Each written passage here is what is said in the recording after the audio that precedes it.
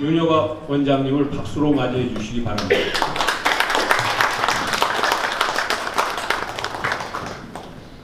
교육에 대해서 이런저런 정의들이 참 많습니다.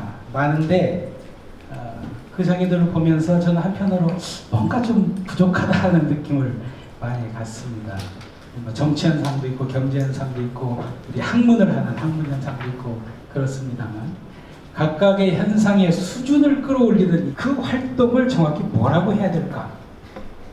거기에 정확히 들어맞는 말이 사실은 교육입니다. 교육이 각각의 활동에 대입해서 그 활동의 수준을 끌어올리는 그런 일을 하거든요. 그래서 저는 교육을 그런 식으로 활동의 수준을 끌어올리는 일, 활동에는 다 알미 관련되어 있기 때문에 알미의 수준을 끌어올리는 일, 알미라고 하는 것이 결국 역량으로 표현되기 때문에 역량의 수준을 끌어올리는 일, 그렇게 저는 교육에 대해서 생각을 하고 있습니다. 근대를 열어간 사람들이 아마도 가장 염두에 두었던 것은 여기 나와 있는 대로 귀속주의에 머물지 않고 성취주의를 가질 수 있도록 한 것이 아니었나 그렇게 생각을 합니다. 그러한 기획 속에서 탄생한 것이 학교가 아니었을까 싶습니다. 그 학교라고 하는 것을 통해서 결국 이제 성취주의를 가질 수 있도록 하고 모든 사람들이 교육에 참여할 수 있도록 하는 그런 쪽으로 나가게 되죠. 그 과정에서 이제 공교육이라고 하는 개념을 등장시키고 또한 일정한 기간까지 교육에 참여하게 하는 의무교육이라고 하는 그런 걸 등장하게 하지 않았을까 그렇게 생각하고 그에 따라서 관련된 제도들을 정착시켜 나갔습니다. 그런데 사실 신분 질서가 바뀐다고 하는 것은 대단한 거죠. 이건 정말 혁명적인 사건입니다.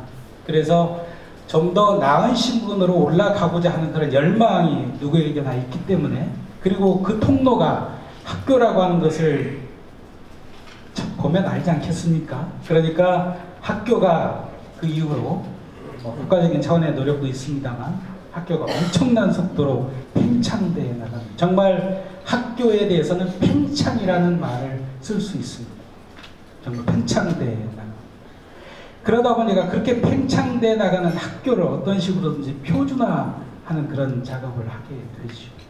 그런데 그렇게 표준화되면 될수록 사실은 탄력성이 떨어지게 되죠. 떨어지게 되니까 학교가 너무 폐쇄적이고 많은 문제를 안고 있다라고 하는 비판이 막 나오게 됩니다.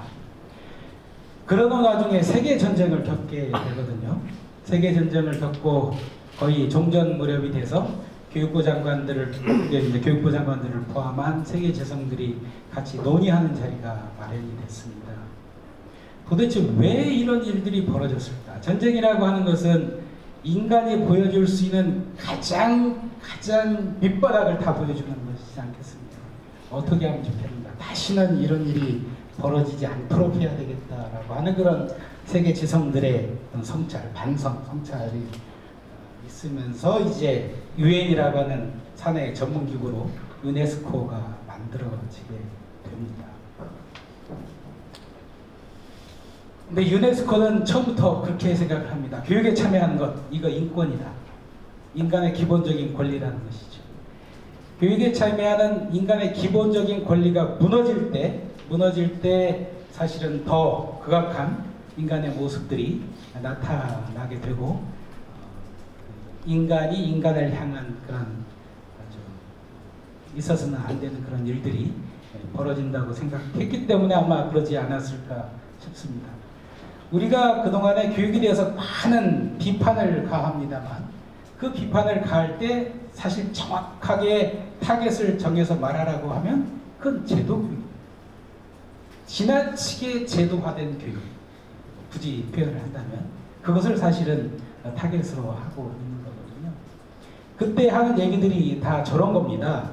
학습자의 교육적 필요라고 하는 게 있는데 그걸 제대로 고려하지 않고 그 필요가 충족될 수 있도록 움직여야 되는데 기성세대가 새로운 세대의 필요, 아니 기성세대가 가지고 있는 필요, 다시 말하면 새로운 세대를 사회화시킬 필요, 이것을 지나치게 앞세우고 그에 따라서 하니까 사실 새로운 세대의 교육적 필요를 고려하지 않는다는 것이죠. 그래서 당연히 학습하는 당사자는 학습자다. 그러니까 학습자 안에서 학습이 일어나도록 해야 된다라고 하는 이야기들이 나오게 되고, 교수자는 그 학습자가 학습을 할 수 있도록 조력하는 존재다라는 이야기를 하게 됩니다. 그러다 보니까 학습에 대해서 강조를 하게 되죠. 평생 학습이 가능하도록 하기 위해서 어떻게 할 건가라는 논의를 하다 보면 이제 실천의 문제가 나오게 되고, 실천의 문제에 직면하게 되면 이제 정책적인 접근을 하게 되잖아요. 그래서 평생 교육에 대해서 얘기할 때는 제도와 함께 논의하는 그런 경향들이 보이게 됐습니다. 저는 개인적으로 아까 수준 얘기를 했습니다만, 언제 어디서나는 사실 인간이 하는 모든 활동이 다 시간과 공간 개념을 가지고 있습니다. 그래서 그것으로 교육과 교육이 아닌 다른 활동을 구분할 수가 없습니다. 그래서 서로 대면에서 진행하는 전통적인 방식을 탈피하고 떨어지는 상태에서도 정말 양질의 교육이 진행될 수 있도록, 여기 이제 초점이 양질에 있죠. 그것이 될 수 있도록 그동안의 과학기술의 발달, 정보통신의 발달의 성과를 거기에 집중적으로 투여를 했습니다. 그래서 학습자에게 원격으로 진행하지만 의미 있는 학습이 일어날 수 있도록 계속 노력을 했지요. 제가 선행학습이라는 표현을 썼습니다만, recognition of prior learning이라는 것을 저렇게 번역했습니다만, 이전 학습 경험이라고 얘기하기도 하고, 선행학습이라고 얘기도 하고, 하여튼 그렇습니다.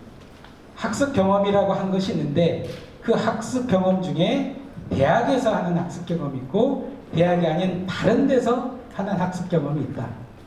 다른 데서 하는 학습 경험이라고 하더라도 일정한 질적 수준을 확보하고 있다면, 대학에서 경험한 학습 경험 못지않게 인정하고 서로 통용될 수 있도록 하겠다는 그런 흐름들이 나타나고, 그게 앞으로 확대될 추세에 있지 않을까, 저는 그렇게 보고 있습니다. 최근입니다만 제4차 평생교육진흥 기본계획을 발표를 했고, 교육부에서 발표를 했고, 거기에 학습 이력 관리와 관련된 이야기가 나옵니다. 사실 이런 것들이 분절돼서는 안 되는 거거든요. 분절돼서 안 된다는 것은 사실 학습자 중심으로 생각을 하면 그렇습니다. 한 학습자가 학점은행제도 이용하고 K북도 이용하고 매치업도 이용하고 학습계좌제도 들어갈 수 있거든요. 그러니까 학습을 하는 당사자의 입장에서 이 전체를 관리하는 게 필요하다는 생각이 듭니다. 그게 아마 교육부의 정책으로 반영되지 않았을까, 그렇게 생각합니다.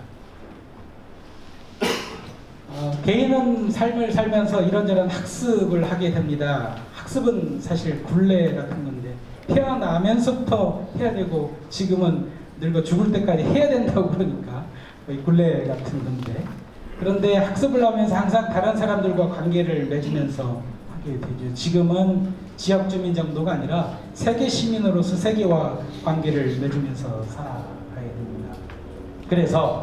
그래서 한 개인이 지역에도 어떤 식으로든지 기여하는 게 필요하고, 이제 더 나아가서 세계의 시민으로서 세계에도 기여를 해야 된다, 세계 발전에 기여를 해야 된다, 그렇게 생각을 합니다.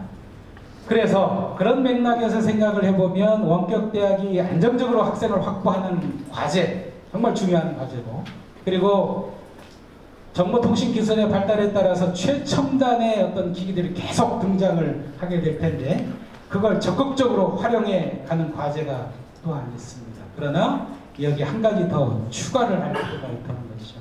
세계의 지속가능한 발전에 원격대학도 전체 세계의 구성원의 한 조직으로서 기여를 해야 한다는 것이죠. 그 점에서 이제 질문이 필요하다는 겁니다. 원격대학은 어떤 사회적 책임을 지금 감당하고 있는가? 그 책임이 다양한 사회적 가치를 얼마나 수용하고 있는가? 저도 그렇게 그동안에 하다가 이제 국가평생교육진흥원으로 갔습니다만, 전에는 이제 45분 수업이면 처음 시작해서 45분 쫙 했었는데 그렇게 하면 이게 무거워지니까 이걸 가능한 한 쪼개는 것이 좋겠다고 해서 쪼개는 작업을 하다가 나왔습니다만 앞으로는 그걸 더 쪼갤 필요가 있다는 것이죠. 그걸 이제 마이크로 러닝이라고 표현을 하고 있습니다.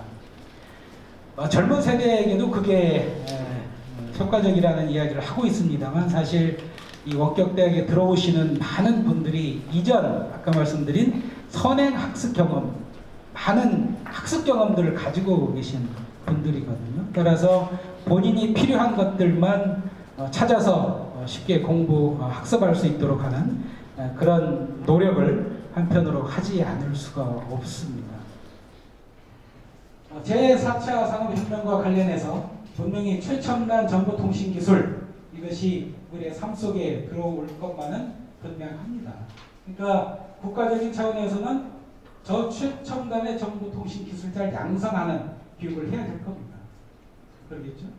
그런데 양극화는 사실 여러 부분에서 일어납니다만 디지털 비문화라고 하는 어떤 존재에서 이게 엄청난 속도로 아마 격차가 벌어질 수 있습니다. 저는 이렇게 생각합니다. 어떤 교육 프로그램도 또 어떤 교육정책도 어떤 교육적 노력도 그 자체가 학습을 보장해 주지는 않는다는 것이죠. 학습은 어찌됐든 학습자의 몫입니다. 그렇지 않으면 정말 머리만 대면 교수자가 가지고 있는 지식이 그냥 쩌저작 들어가면 좋겠는데 그렇게 되는 일은 일어나지 않습니다. 학습자가 해야 됩니다. 그런데 원격대학은 다른 대학과 다른 그런 대단한 자산을 가지고 있습니다. 제가 한국방송통신대학에 가서 겨우 깨달았거든요. 정말 이거 대단한 자산인데 교수 설계를 아주 체계적으로 한다는 거예요. 처음 시작해서 끝날 때까지 교수 설계를 한다는 것이죠. 교수 설계하면서 매 차시마다 무슨 일이 어떻게 벌어질지에 대해서 생각을 하고 무엇보다 앞으로 상호작용 방식이 그 안에 들어가기 때문에 훨씬 더 복잡한 그런 사유를 하면서 교수 설계를 해야 됩니다. 다른 데서는 경험하지 못하는 그런 방식이거든요. 학생들의 학습 과정을 아주 세세하게 점검하고 적절하게 개입해가는 그런 경험을 축적해 왔고 이게 자산이기 때문에 원격대학은 그 자산을 최대한 활용하는데 원격대학의 미래가 밖에 펼쳐지지 않을까 그렇게 생각합니다.